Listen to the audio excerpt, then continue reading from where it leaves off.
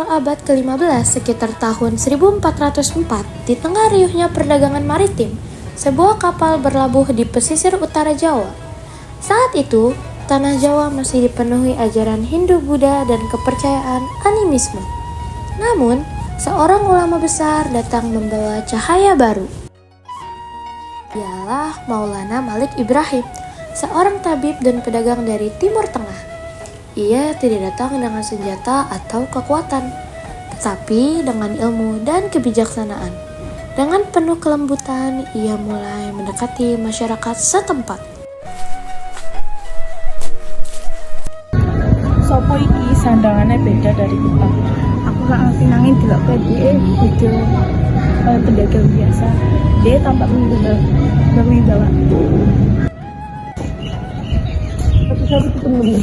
Salam sejahtera, wahai saudara-saudaraku. Aku datang dari negeri jauh untuk berdagang dan berbagi ilmu. Jenengan pedagang. Jenengan apa? Aku membawa barang dagangan dari negeri seberang. Tapi aku lebih dari itu. Aku juga seorang tabib. Aku dapat mengobati orang sakit tanpa meminta bayaran.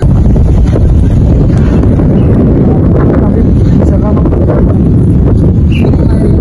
izin Allah menyakiti kamu.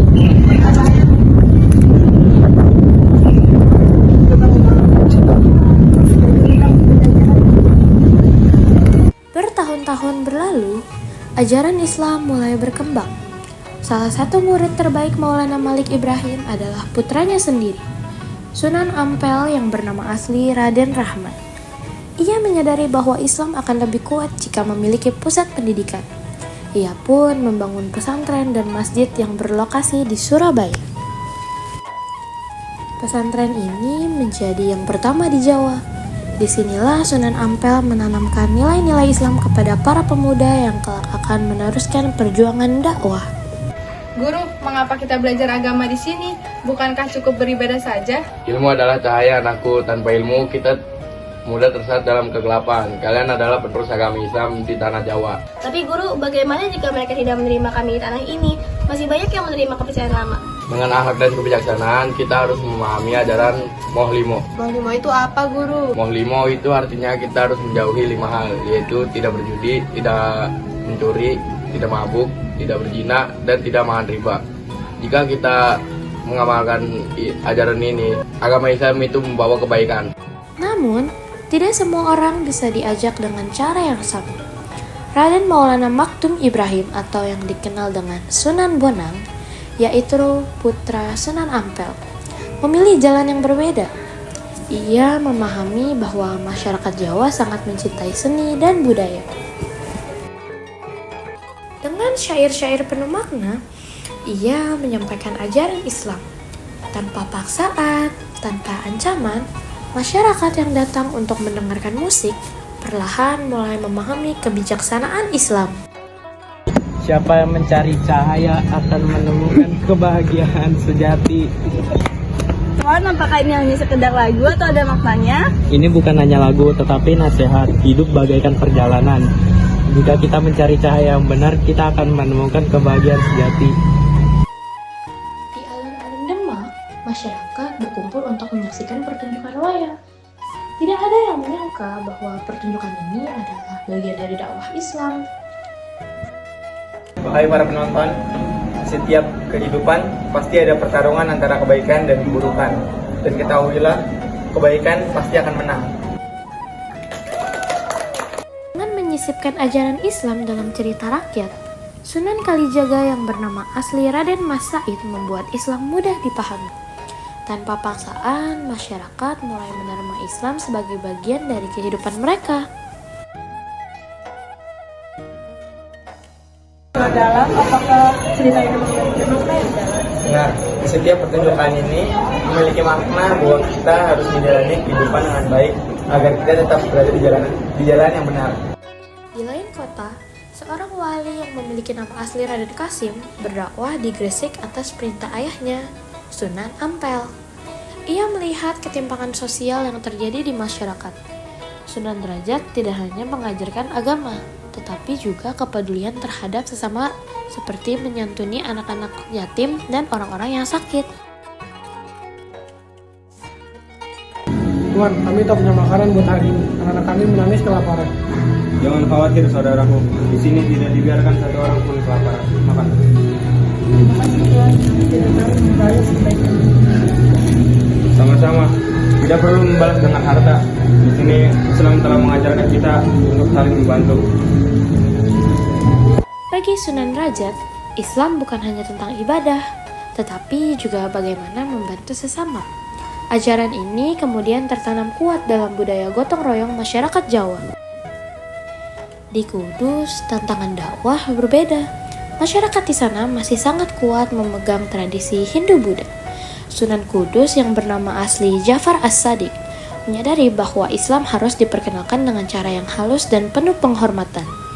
Ia pun membangun sebuah masjid dengan arsitektur yang mencerminkan hasil akulturasi budaya Jawa dan Hindu. Tuan, mengapa masjid ini terlihat berbeda? Ini menyerupai candi kami. Karena Islam mengajarkan untuk menghormati budaya yang sudah ada. Aku ingin kalian tahu bahwa Islam bukan sesuatu yang asing, melainkan bagian dari kehidupan kalian juga. Tapi kami terbiasa menghormati sapi. Banyak orang asing datang ke sini dan menyembelih sapi yang membuat kami marah. Itulah sebabnya di sini aku melarang umat Islam menyembelih sapi. Sebagai gantinya, aku menyuruh umat Islam menyembelih kerbau. Oh, ternyata Islam sebaik itu ya. Mungkin kita bisa mempelajari Islam lebih baik lagi.